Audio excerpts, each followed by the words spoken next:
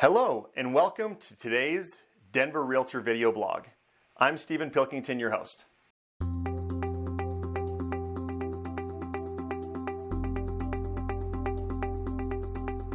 So thank you for joining me on today's video blog. The topic of discussion today is, what do I do when I take an overpriced listing? Well, if you're like me, you've encountered some homeowners and they might be friends, they might be past clients, and they have a view of what their value is, whether they cite things like intangibles or they cite other reasons that they feel like their home might be priced higher than what the market says it will bear.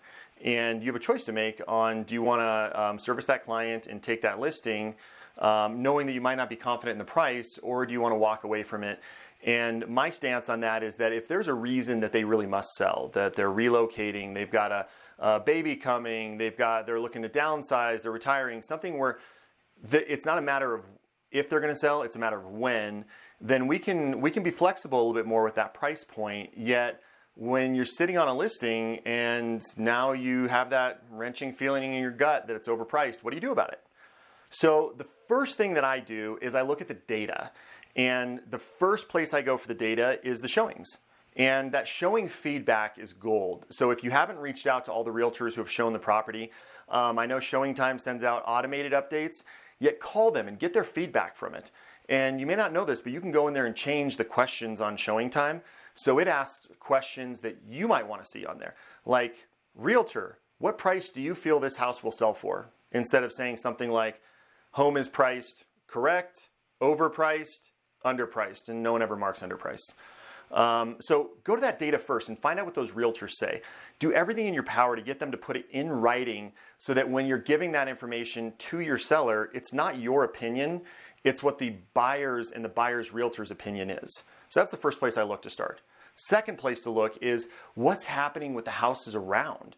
Are there other properties listing that if you're priced here and they're listing here, yet your condition isn't any better, well, you're helping your competition sell. And every time one of those properties lists the market, have a search set up so that your seller is seeing those.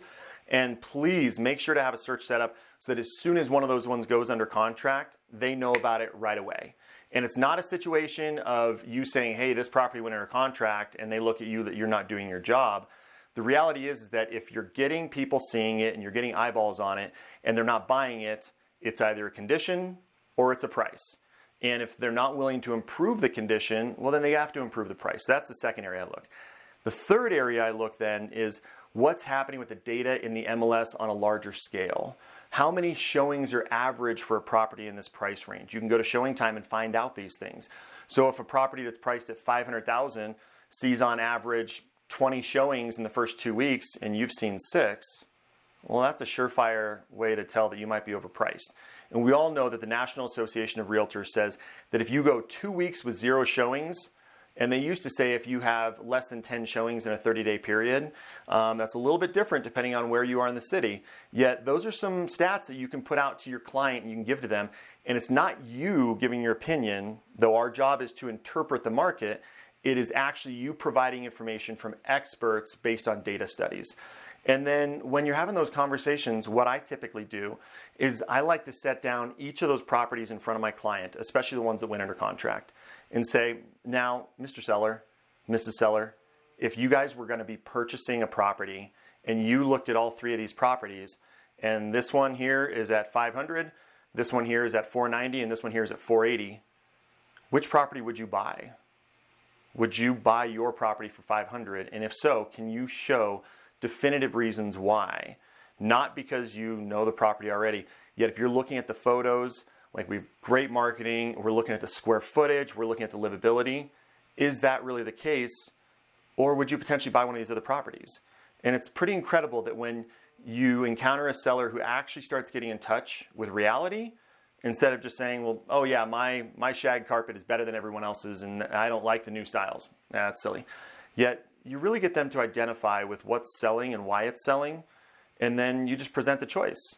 And the choice is, we now know that we are overpriced.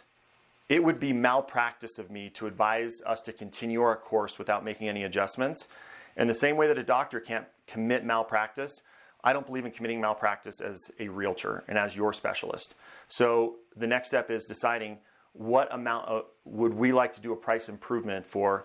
Would we like to do a 2%, a 3%, a 5%? Which number makes sense to you? And let them choose it. And unless they choose a number that's too small, and then just ask them, do you believe that that will be enough? Do you believe that that will cause somebody who's not writing an offer now to come back and write an offer? So I hope you've got some value out of today's Denver video blog for the realtors. And if you have any questions, please reach out to me. If you'd like to have a one-on-one coaching consultation and just see, maybe is there something in your business that you might need a little bit of encouragement, a little bit of guidance on? Maybe it's just looking out for a blind spot that you have. Let me know. I'd be happy to help you in any way that I can. So reach out to me when you have a chance. And until the next one, have a fantastic day.